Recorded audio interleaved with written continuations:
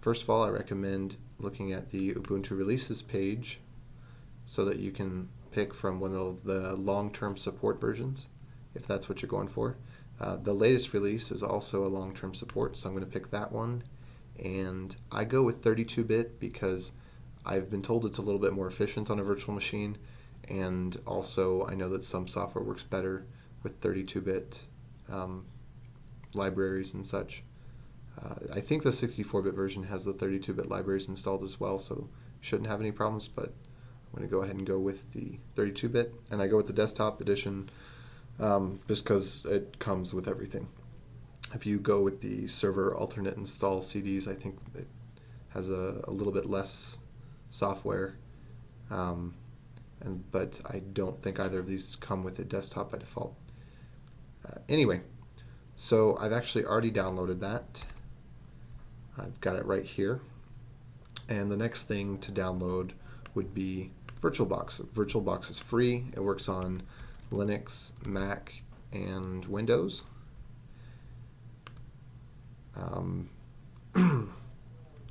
There's two packages you need, one that's operating system specific and the other that is the extension pack, which is there's just some parts that are more proprietary. They're under a different license, and so they're not distributed in the same way. But not too clear other than that, but the extension pack is helpful for having support with interoperability between your native machine and your virtual machine. So I've also already downloaded those. So I'll go ahead and open up VirtualBox.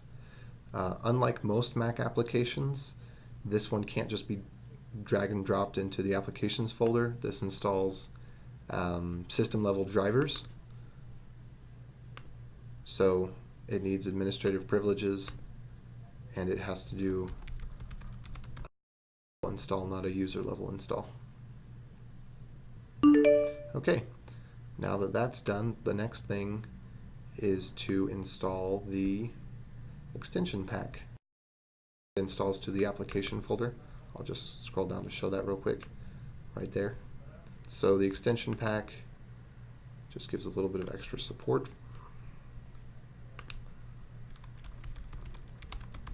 And with that, I'm ready to create my virtual machine. What I'm going to do here is just name this Ubuntu 12.04 LTS 32-bit. I often run multiple machines, so I like to have a descriptive name.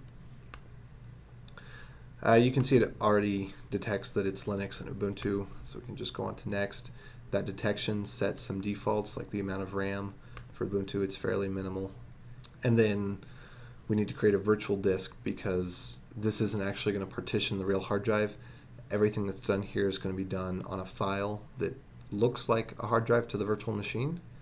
And 8 gigabytes is more than enough for Ubuntu. It's very small.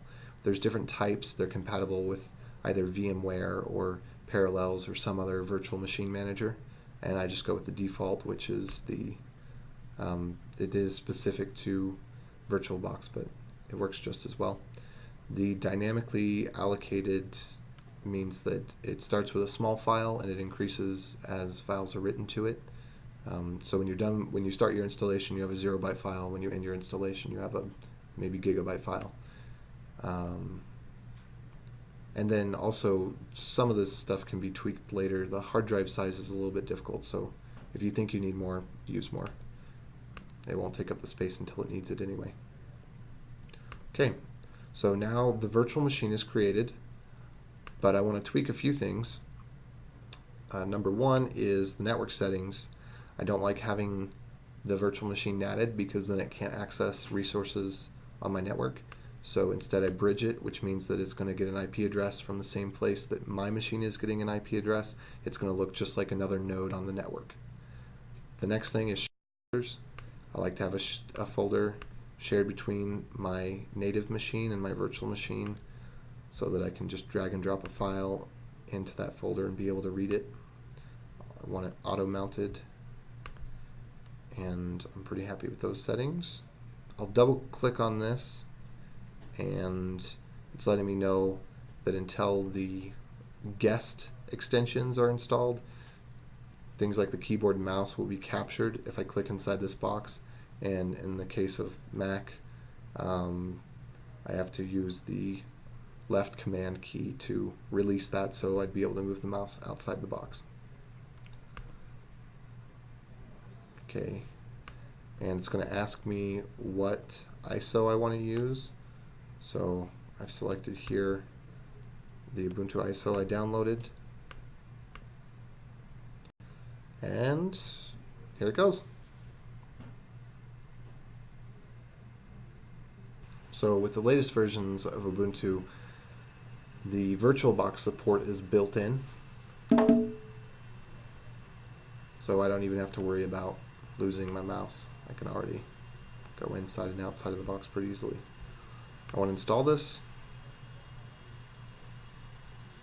I'll go ahead and download the updates while installing and do the third-party software. Now, some people get worried about this, erase disk and install Ubuntu. The disk that it's erasing is the virtual disk, not the real disk, not a real partition. So this is completely safe. Time zone selection, nothing unusual there. Next, I think it's going to ask for the username, password, and such. Oh, keyboard.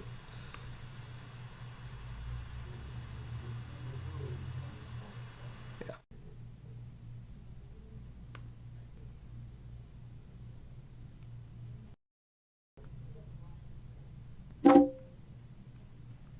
Okay, and the last thing I want to show out of this process, well, two more things. One is creating a snapshot. So a snapshot, well, it's a snapshot.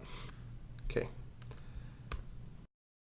Having a virtual machine is so that I can make experimental changes, things that might affect the system adversely, and be able to roll back to what it was before.